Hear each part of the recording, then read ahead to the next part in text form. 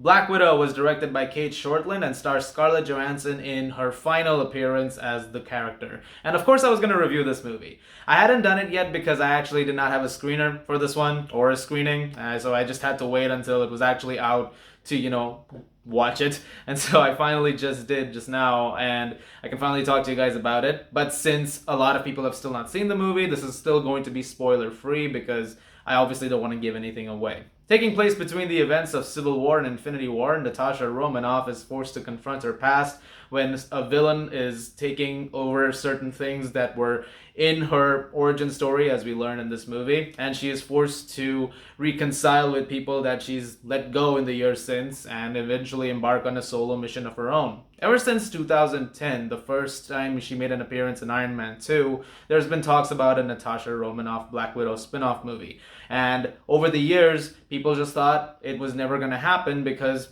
it just wasn't happening. To the point that even SNL made a joke about it in 2015, right after the release of Age of Ultron. And now, after Avengers Endgame, where, as you know, she dies, now we're getting her solo movie, and this was delayed by about a year and a half. It was originally supposed to come out in May 2020, and now it's coming out on July 9th, 2021. And there's been a lot of excitement around this movie. And by far my favorite aspect of this film is all of the stuff relating to Natasha's story.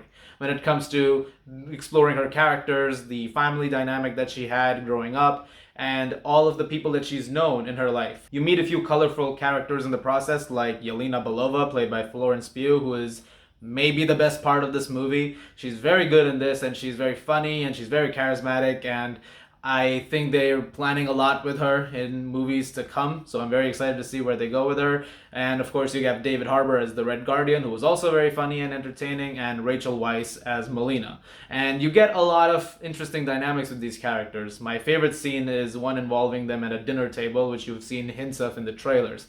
I'm not going to go into that scene, but it was by far one of my favorite parts of the entire film. A lot of this movie was set up like The Winter Soldier. In fact, tonally, it's closest to The Winter Soldier than anything else has been. Maybe Falcon and the Winter Soldier being the other example. But the film has a very espionage thriller sort of vibe to it. And in fact, the first hour of this movie felt like a Mission Impossible movie. The way it was shot, the non-stop action that was going around it, the way it was building up this mystery, it felt like it was taking a lot from that particular, section of films. It also helps that Lorne Balfe, who composed Mission Impossible Fallout, is the composer of this movie, and there are moments in this score where you can definitely tell that he brought in some of those Fallout elements into this music, which was also really, really cool. Yeah, there's elements that connect to previous Marvel movies. They answer certain questions. You get to know a lot more about what happened with Natasha leading up to this moment.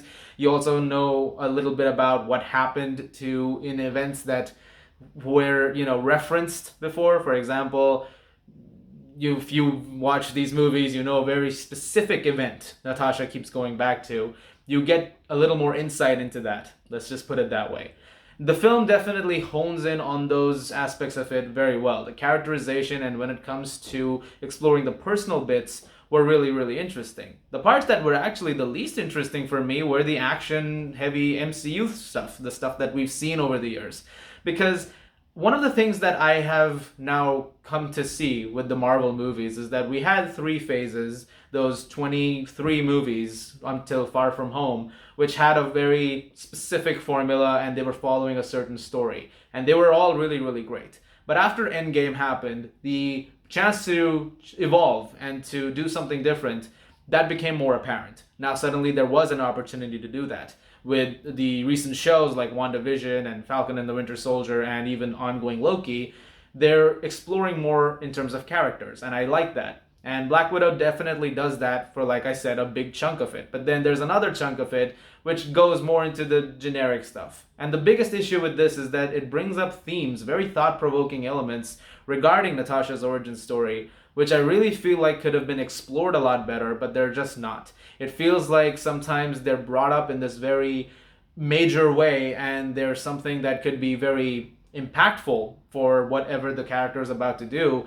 but then you watch it to the end of the movie and you're thinking that they took a side, they took the back seat while all of the other big stuff unfolded on screen, which I feel like was a missed opportunity. There were a lot of different ways to go about certain things here, and I feel like the film just doesn't quite do that. In a lot of ways, this film felt a lot like that, especially when it comes to also its villains, because there's not much of a threat level to this movie. It doesn't really feel that way.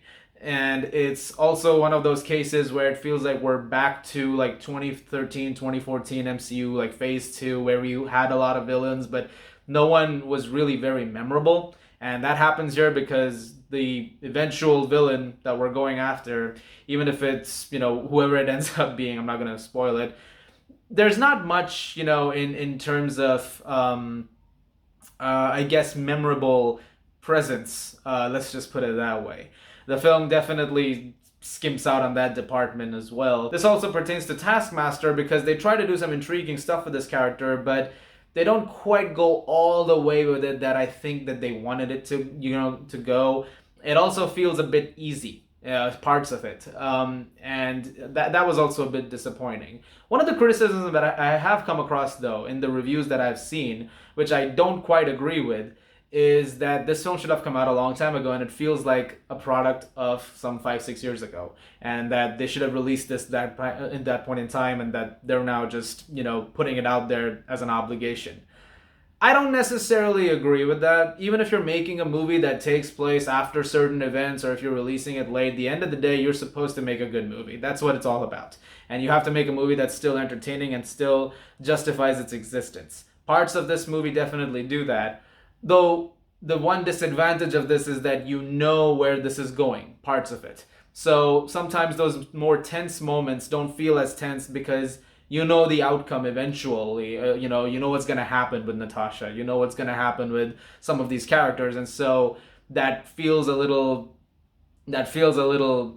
unsatisfying. But those were definitely, the lesser negatives for me. Like, at the end of the day, is it a film that you can still have fun with? Absolutely. There's a lot to enjoy in Black Widow, and there are a lot of things about it that I will happily revisit very, very soon. And there is a lot to still like in it. I think it's a great, fitting swan song to Natasha at the end of the day.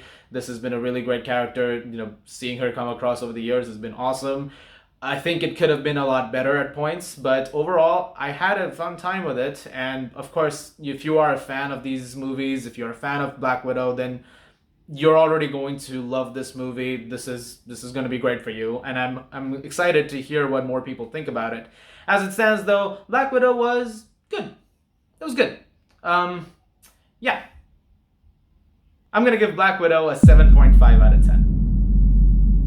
One thing I will note, though, is that the opening credits of this movie, they have something in it which spoils something.